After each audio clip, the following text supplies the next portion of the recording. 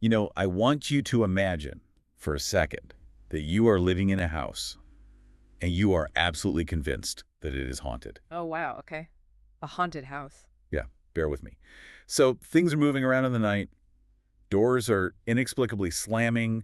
You hear footsteps creeping down the hall. Right, which sounds terrifying. Exactly. You are terrified of these ghosts. Hmm. You're constantly on edge, basically living in a state of, I don't know, permanent dread right in your own living room. Yeah, you'd be exhausted. You're probably just watching the shadows all the time, feeling entirely at the mercy of some invisible outside force that you just can't control. Right.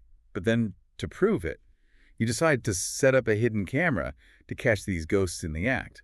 And you look at the footage the next morning and, well, there are no ghosts. Wait, really? Yeah, it's just you. You have been sleepwalking. Oh, man. You were the one moving the furniture and slamming the doors in the middle of the night, completely and utterly unaware that you were doing it. That's a profoundly disorienting realization, to discover that the call is actually coming from inside the house, so to speak. Your entire understanding of reality has to just shift. It changes everything. It's terrifying, right? But what if I told you that this exact dynamic, like realizing that the things we are so certain are happening outside of us are actually originating from within, what if I told you that is happening in our waking lives all the time? It really is. Welcome to the Deep Dive. Today we're exploring why the call is so often coming from inside the house. We're looking at the aftermath of trauma and the brilliant but ultimately tragic survival strategies our brains use to cope. And we're speaking directly to you, the listener, right now, because this is a journey of understanding. If you have ever felt that deep, lingering confusion that settles in after a toxic or abusive relationship, you know exactly what we're talking about. Yeah, it's so heavy. It is. It's not just about the confusion of what happened to you. It's that heartbreaking confusion of literally not knowing who you are anymore. So today, our mission is to map out the transformative journey of returning to an authentic, whole self. Okay, let's unpack this, because before we can understand how we project our own stuff onto other people, we first have to really understand why the human mind fractures in the first place when it's faced with trauma. Right. We are talking about dissociation, which, in the source text we're looking at today, is often described as the psyche's emergency exit. Yeah, and that emergency exit is actually a biological marvel. Even if it causes a lot of pain later on.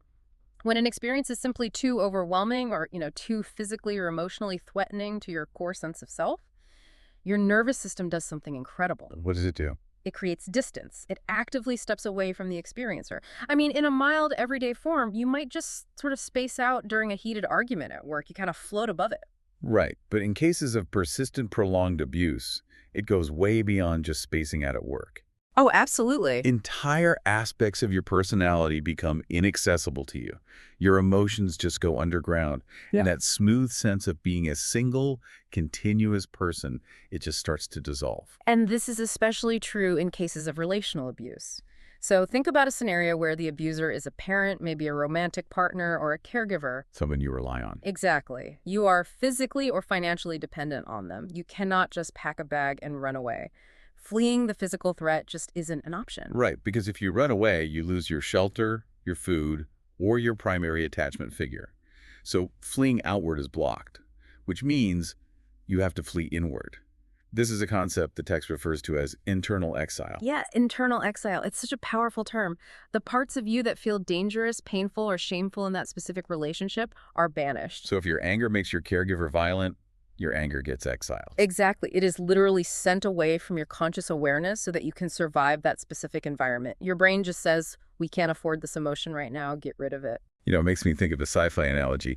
It's kind of like a spaceship that gets caught in the intense gravitational pull of a collapsing star. Okay, I like this. Yeah, so to avoid crashing and destroying the whole ship, the captain has to jettison their own cargo to lighten the load. You aren't destroying the cargo. You're just sending it floating out into the dark space so the ship itself can escape the gravity well. What's fascinating here is those exiled parts of you, like that jettison cargo floating in the dark, they do not simply disappear. They don't? No, the human psyche doesn't have a permanent delete button for its own contents. That cargo has to go somewhere. Right, because space might be an empty void, but the real world isn't. If I jettison my anger, it doesn't just float in a vacuum. It has to hit something or, well, someone. Yeah. Which brings us to the actual mechanics of projection. Yes. So if those parts of you didn't vanish, they generally go outward. Projection is the process where whatever you absolutely cannot bear to know about yourself, you begin to perceive in the people around you. So you look at the outside world and see your own suppressed inner content. Precisely. Let's make this tangible because the source provides some incredibly specific, really powerful example of this. Let's look at anger first. Sure.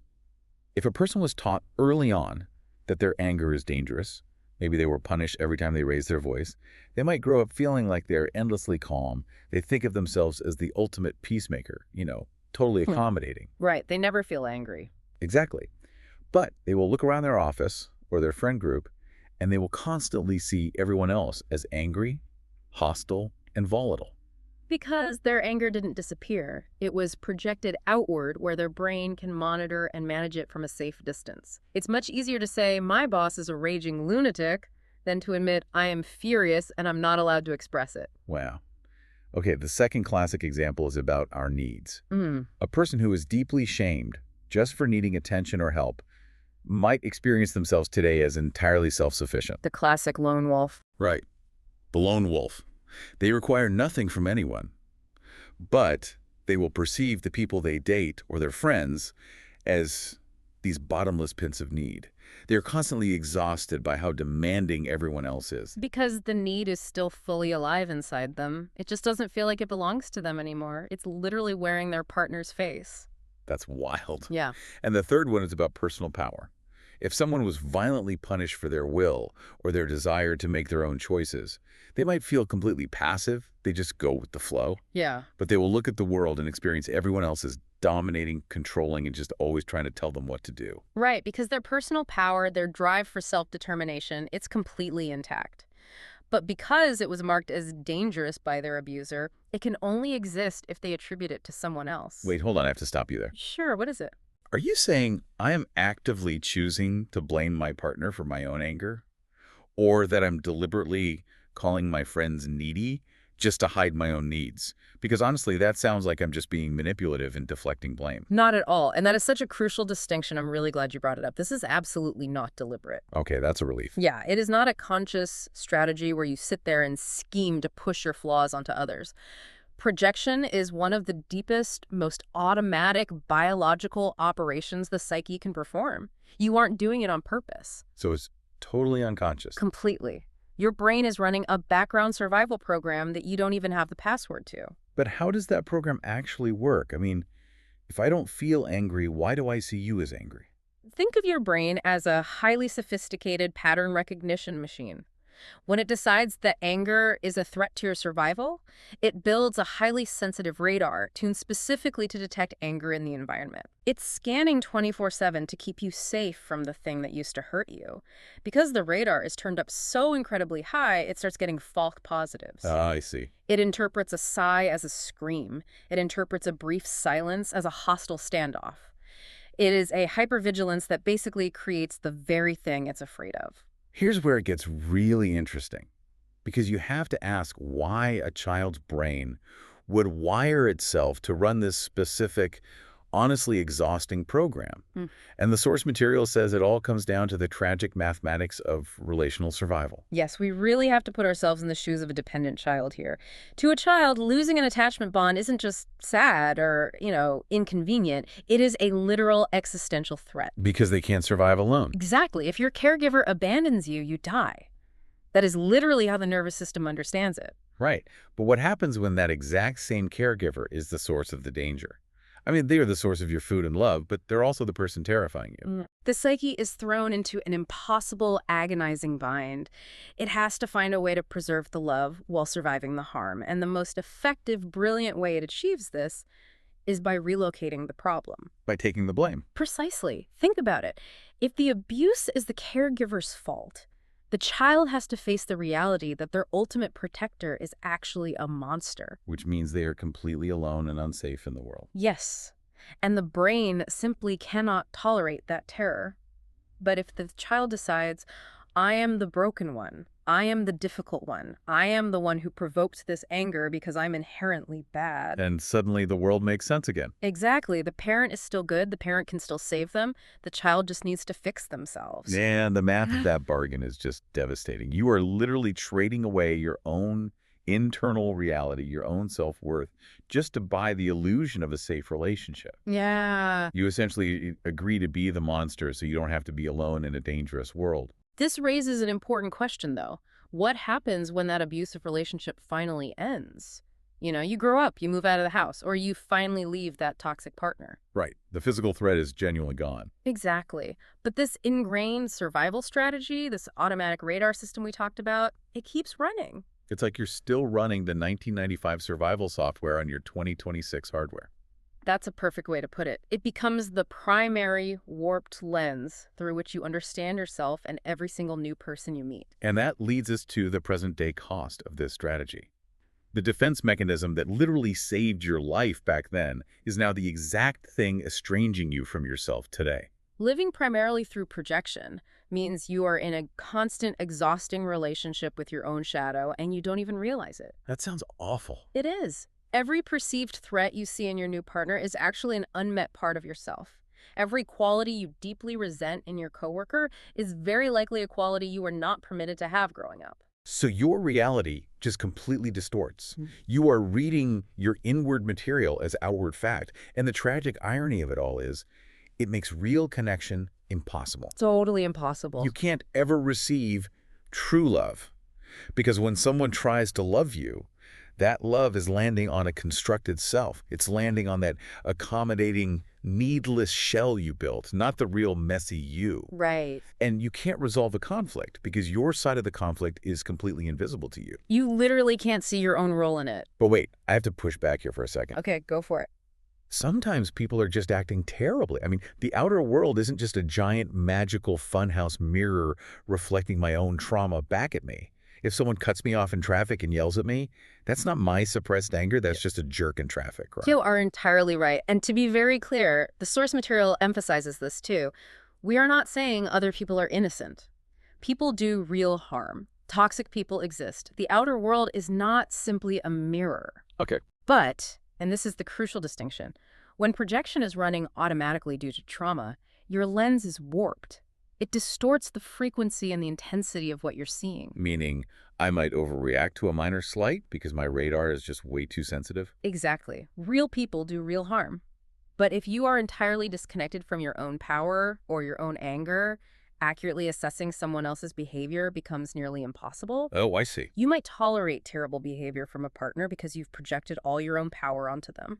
Or you might push away a loving friend because your radar falsely flagged their completely normal request for a favor as a bottomless, draining demand. You just can't see clearly. Okay, that makes total sense. We've mapped out the trap. We see how the emergency exit of dissociation turns into internal exile, which turns into this exhausting, distorted projection. All right. But this isn't a tragedy. The text outlines a path out of this, which it calls radical repatriation. If we connect this to the bigger picture, this is exactly why the path of reclamation is so vital. I mean, in politics, repatriation means bringing a citizen back to their home country. Right. In psychology, it means calling back what was sent away.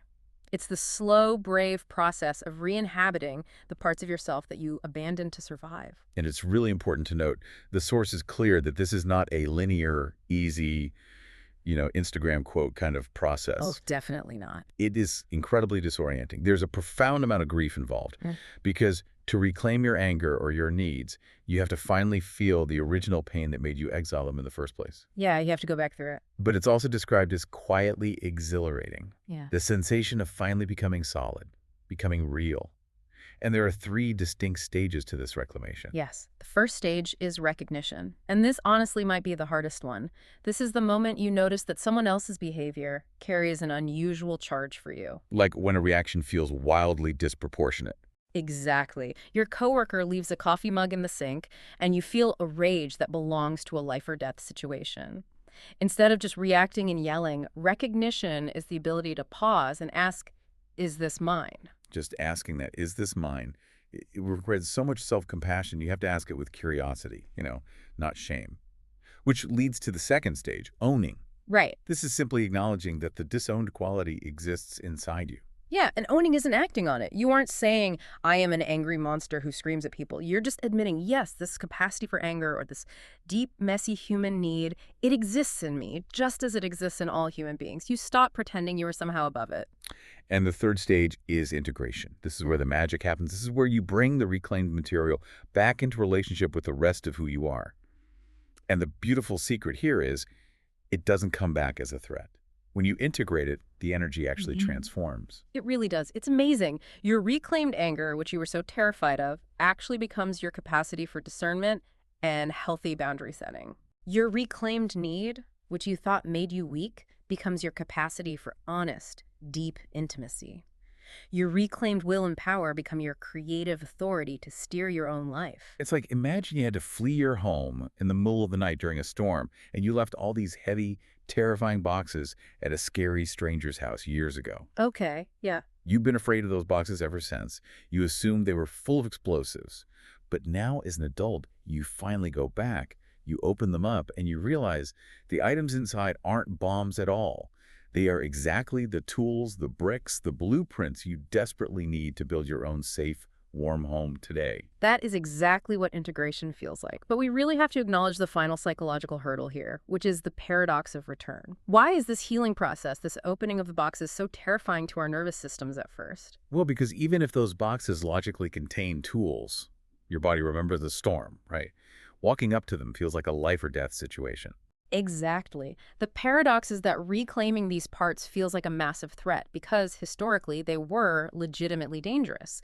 In the old context of your abuse, expressing your anger or stating your needs might have gotten you physically hurt or completely abandoned.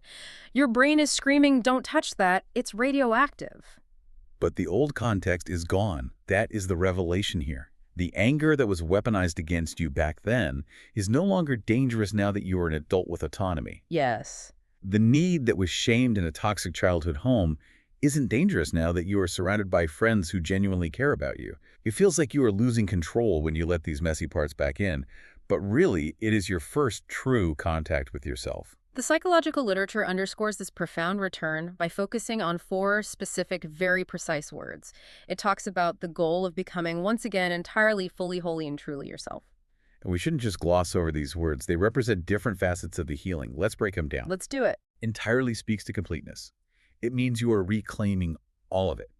Not just the agreeable, polite, socially acceptable parts of your personality. Not just the spiritually elevated, good vibes only parts, but the messy, angry, needy, complicated parts too. You get the whole pie back. Yes, and fully speaks to depth. This isn't just a surface-level intellectual exercise where you sit in a chair and say, ah, yes, cognitively, I recognize I have anger. Right. It is somatic. It requires emotional inhabitation. Meaning it's not just a thought in your head. You actually feel the tension in your shoulders or the heat in your chest. You let your body actually experience the emotion without running away from it. Exactly. To be fully yourself is to inhabit your physical body. Then we have holy, which speaks to integration. The parts are no longer living in exile. You aren't experiencing a civil war in your mind anymore, and you're no longer handing pieces of your soul over to other people for safekeeping. And finally, truly speaks to authenticity. It marks the end of the performance. You finally stop acting out the role of the survival self that was designed just to get you through the trauma, and you actually begin to live. It's beautiful. So what does this all mean? It means the journey from internal exile to radical repatriation is quite possibly the hardest, bravest thing you can do as a human being. It means stepping out of the exhausting shadowboxing match with the rest of the world and finally bringing your own scattered pieces home. Absolutely. And if you are listening to this right now, the most empowering, beautiful detail we want to leave you with from the text is this. Your exiled parts were never actually gone. They were never destroyed. They were just held in trust by the world outside you. Yeah. They have been waiting without accusation, with extraordinary patience for the day you were finally strong enough to carry them yourself. And that day can be now. It is a profound shift in perspective. To stop seeing the world as a threat and start seeing it as the keeper of your lost pieces. And as we wrap up this deep dive, I want to leave you with this provocative thought to ponder today. Okay, let's hear it. If our deepest, most charged irritations with other people are often treasure maps pointing to our own exiled parts, what might your biggest current interpersonal frustration be trying to hand back to you about your own hidden strengths? That's powerful. Think about the house. The next time you hear a door slam in the dark and you are convinced it's a ghost out to get you, maybe, just maybe, it's time to check the tape. You might just find it's a part of you trying to wake you up.